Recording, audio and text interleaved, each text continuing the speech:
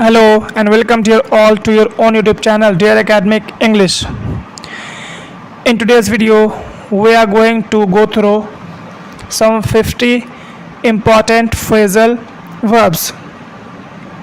आज के वीडियो में हम लोग 50 मोस्ट इम्पॉर्टेंट फ्रेजल वर्ब के बारे देखेंगे जो एग्ज़ाम में अक्सर देखने को मिलता है। यह आपके एग्ज़ाम के पॉइंट ऑफ व्यू से काफ़ी इम्पॉर्टेंट टॉपिक है।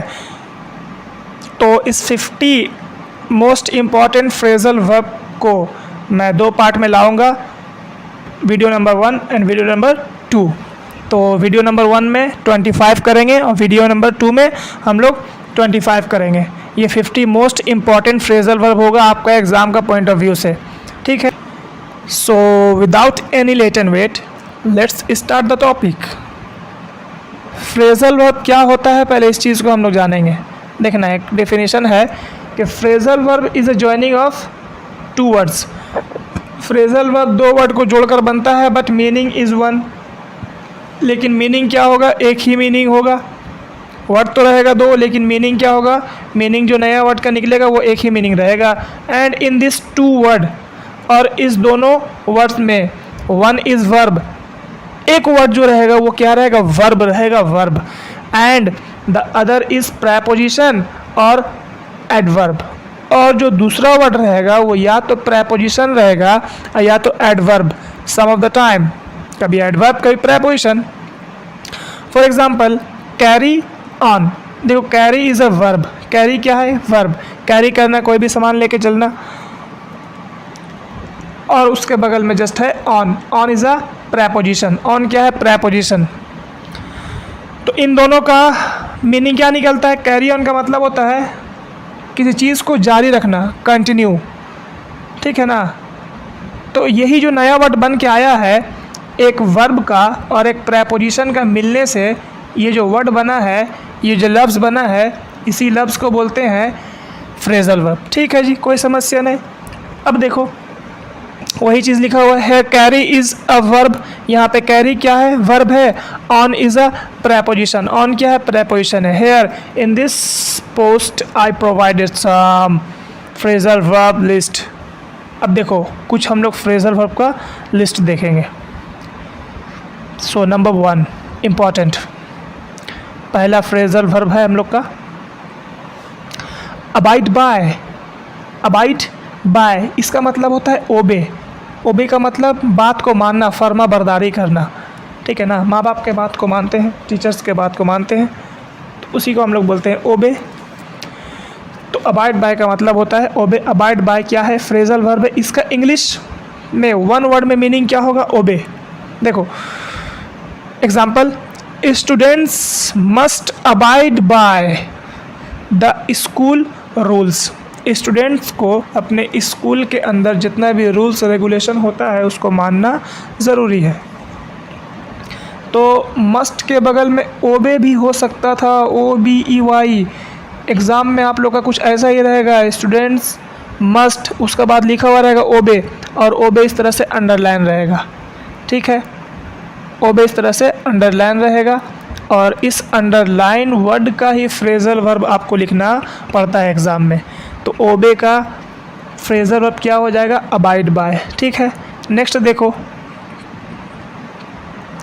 नेक्स्ट है it is our duty to abide by the constitution. ये हम लोग का फ़र्ज़ है कि हम लोग कॉन्स्टिट्यूशन, दस्तूर में लिखे गए बातों को माने। अबाइड बाय, फिर से आया अबाइड बाय। तो अबाइड बाय का जगह पे यहाँ पे क्या लिखा हुआ रहेगा एग्ज़ाम में, एग्ज़ाम में अरे लिखा हुआ रहेगा ओबे, ठीक है ना। और ओबे या तो अंडरलाइन रहेगा या तो इटैलिसाइज्ड रहेगा, या तो अंडरलाइन रहेगा या तो इटैलिसाइज्ड रहेगा। और इस ओबे का आपको फ्रेजल वर्ब लिखना रहेगा, तो ऑप्शन में आपका दिया हुआ रहेगा अबाइड बाय, ठीक है। उसी को क्लिक करेंगे। नेक्स्ट देखें, एक्ट ऑन। एक्ट ऑन का मतलब होता है टेक एक्शन, मतलब एक्शन लेना। टेक एक्शन मतलब एक्शन लेना। तो एग्जांपल देख लो, if the proposed plan is for the benefit of the people we must act on it. अगर पेश किया हुआ प्लान लोगों का फ़ायदे के लिए है तो हम लोग इस पर ज़रूर अमल करेंगे, ठीक है। Act on is a phrasal verb. यहाँ पे क्या हो सकता था, टेक एक्शन भी हो सकता था। तो टेक एक्शन नहीं, अगर रहेगा टेक एक्शन लिखा हुआ तो उसका फ्रेजल वर्ब क्या होगा आपका, एक्ट ऑन। याद रखेंगे, अमल करना, टेक एक्शन। नेक्स्ट अगला है most important, break into. Break into, अरे इसका इंग्लिश में क्या होता है माने देखो, इंटर बाय फोर्स मतलब ज़बरदस्ती घुसना, ज़बरदस्ती दाखिल होना, enter by force. Rishabh and his friends had to break into the house as they had lost the key. Rishabh और उसके दोस्तों को ज़बरदस्ती दरवाज़ा तोड़कर घर में घुसना पड़ा था क्योंकि उन लोगों ने चाबी खो दिया था। नेक्स्ट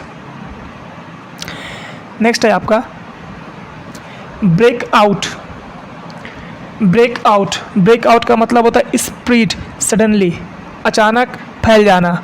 स्टार्ट एब्रप्टली, अचानक शुरू हो जाना।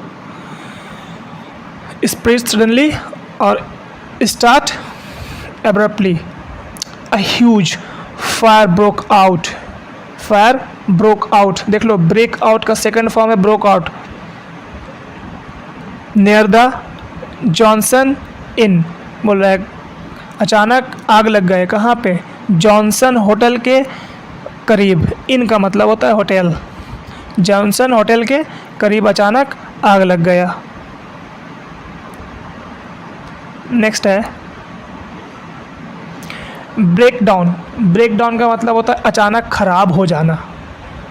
ब्रेक डाउन का मतलब होता है खराब हो जाना या अचानक खराब हो जाना।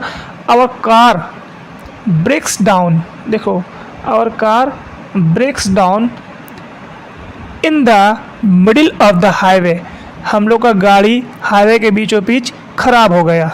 तो यहाँ पे आपका एग्ज़ाम में ब्रेक्स डाउन लिखा हुआ नहीं रहेगा एग्ज़ाम में, बल्कि रहेगा कोलैप्स। अब कोलैप्सिस रह सकता है या कोलैप्स्ड भी रह सकता है। वर्ब का जैसा शक्ल रहेगा वैसे ही हम लोग जवाब में भी करेंगे। अगर सवाल में वर्ब वन है तो जवाब में भी क्या होगा आपका, वर्ब वन मतलब ब्रेक डाउन।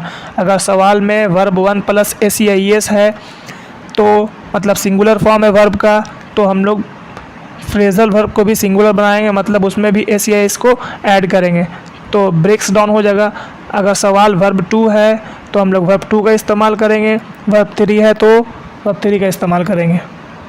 मतलब फ्रेजल वर्ब का वर्ब को चेंज करेंगे, ठीक है ना, वर्ब को चेंज करना है, प्रीपोजिशन में दिमाग नहीं लगाना है। नेक्स्ट अगला देखो ब्रेक अप। ब्रेक अप का मतलब सभी को पता ही होगा, अरे स्प्लिट या सेपरेट, टूट जाना या अलग अलग हो जाना, ब्रेकअप हो गया, सब सुने होंगे। तो इसका एग्जांपल देखो, he move to Australia after the breakup of his marriage.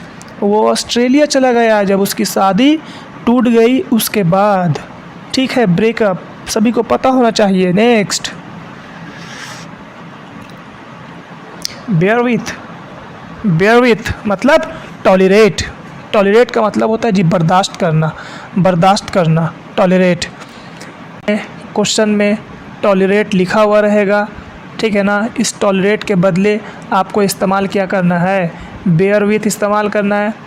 और होता है बेयर टॉलरेट का फ्रेजल वर्ब एक और होता है पुट अप विथ। ये भी आपका फ्रेजल वर्ब है, किसके इंस्टीड में किसके बदले इस्तेमाल होता है, इसी टॉलरेट के बदले, या तो बेयर विथ या तो पुट अप विथ, दोनों का मतलब होता है बर्दाश्त करना, ठीक है ना। सो एग्ज़ाम में देख लेना कि वर्ब जो है किस शक्ल में दिया गया सवाल में। सवाल में जिस तरह का वर्ब रहेगा जवाब में भी उसी तरह का वर्ब को यूज़ करना है। नेक्स्ट है ब्रिंग अप। ब्रिंग अप का मतलब होता है to rear. To rear, rear का मतलब होता है परवरिश करना, पालन पोषण, परवरिश करना। एग्जाम्पल देखो, many women take career breaks to bring up the young ones. बहुत सारी औरतें ऐसी होती है जो अपना करियर को रोक देती है, किस लिए, बच्चे की परवरिश के लिए। Next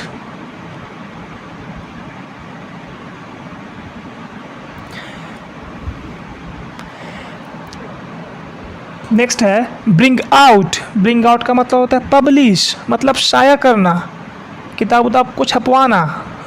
this is publish, bring out. Example देखो, the upcoming film will bring out the autobiography of Sourav Ganguly, मतलब आने वाला फिल्म में सौरव गंगोली का बायोग्राफी को दिखाया जाएगा। नेक्स्ट देखो, कट डाउन मतलब रिड्यूस या डिक्रीज, कम करना, घटाना।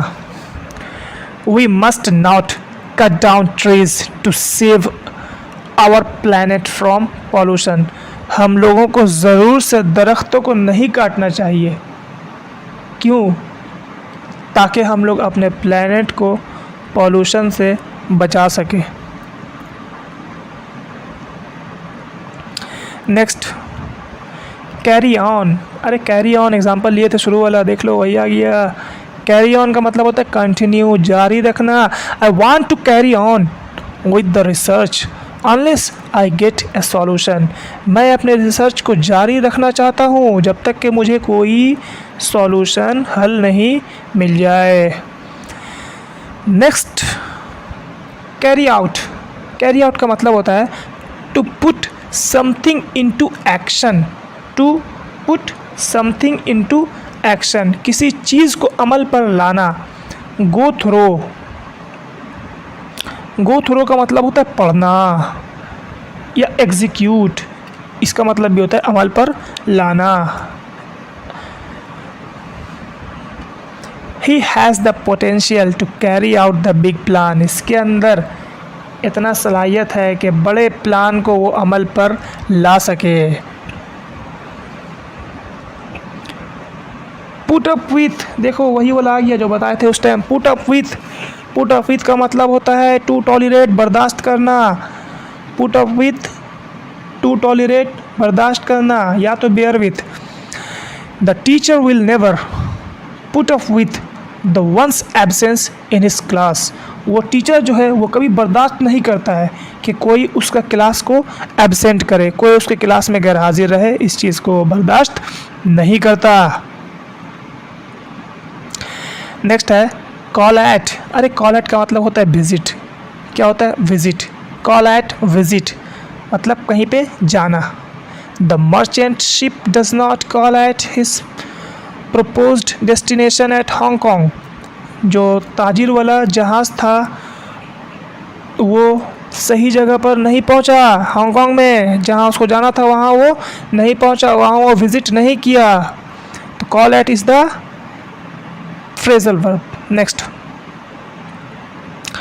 Call of. कॉल ऑफ का मतलब होता है कैंसिल। कॉल ऑफ का मतलब होता है कैंसिल, ख़त्म कर देना। The flight to London has to call off because of the bad weather, ख़राब मौसम की वजह कर फ़्लाइट को कैंसिल कर दिया गया जो फ़्लाइट लंदन जाने वाली थी। नेक्स्ट है कम ऑफ एग्ज़ाम में आ सकता है। कम ऑफ का मतलब होता है to happen as a result of something, मतलब किसी चीज़ का नतीजा निकलना।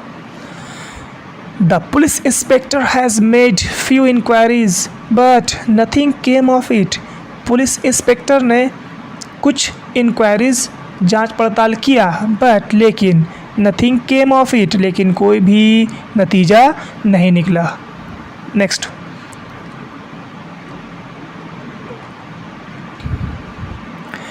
है कम अबाउट। कम अबाउट का मतलब होता है टू हैपन। टू हैपन का मतलब होना, कोई भी चीज़ होना, that is called happen. Example देखो, how did such terrible accident come about, इस तरह का खौफनाक हादसा अरे कैसे हुआ, इस तरह खौफनाक हादसा कैसे हुआ।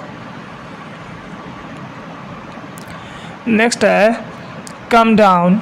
कम डाउन का मतलब होता है डिक्रीज़, मतलब कम करना, रिड्यूस काटना, that is called come down.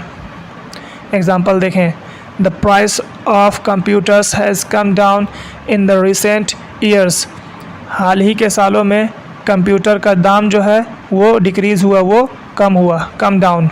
Next, deal in का मतलब होता है टू ट्रेड, तिजारत करना। डील इन का मतलब होता है तिजारत करना। किस चीज़ में इंसान तिजारत करता है, किस चीज़ का वो ताजिर होता है, इसी को बोलते हैं हम लोग टू ट्रेड या डील इन।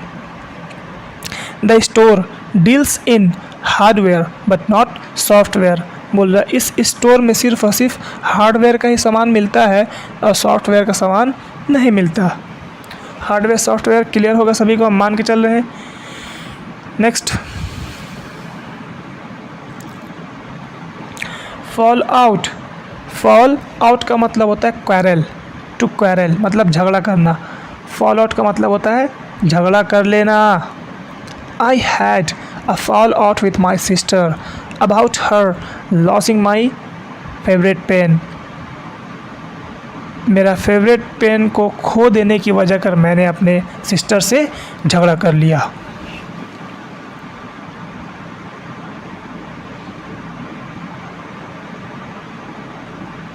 नेक्स्ट है 22 नंबर देखें, फॉल थ्रो का मतलब होता है फेल या कोलैप्स, नाकाम हो जाना या ख़राब हो जाना। फेल या कोलैप्स, फॉल थ्रो। एग्जाम्पल है और प्लान फॉर अ पिकनिक में फॉल थ्रो। हम लोग का जो प्लान है पिकनिक का वो कैंसिल हो सकता है। Next, give in. अरे गिव इन का मतलब होता है सरेंडर, ठीक है ना, सरेंडर करना। समझते हो ना, सरेंडर करना। मुजरिम वगैरह, चोर वगैरह सरेंडर करता है किसी भी चीज़ में। सो एग्जाम्पल देखें, the government does not give in. Government surrender नहीं करता है to the terrorist demands to set free one of their member. बोल रहा कि कोई भी गवर्नमेंट सरेंडर नहीं किया। किस चीज़ पर? जब टेररिस्ट ने कोई डिमांड रखा कि टेररिस्ट ने क्या डिमांड रखा कि उनका एक मेंबर को गवर्नमेंट जो पकड़े हुए उसको छोड़ दे, तो गवर्नमेंट इस चीज़ पर सरेंडर नहीं किया है।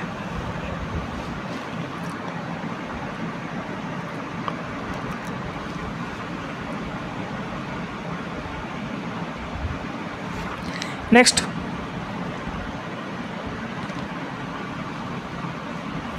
अगला है गिव आउट का मतलब होता है एमिट, मतलब खारिज करना, निकालना, छोड़ना, ठीक है ना।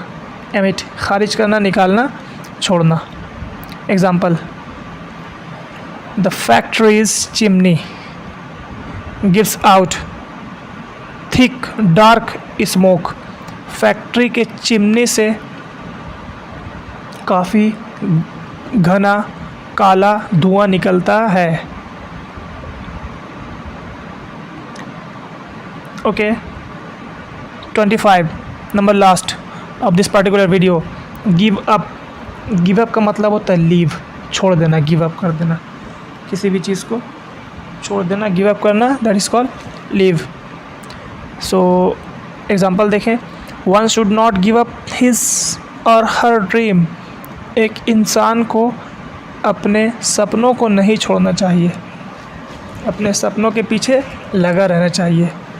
If you really like this video, then do subscribe and share with your near and dear ones. Thank you.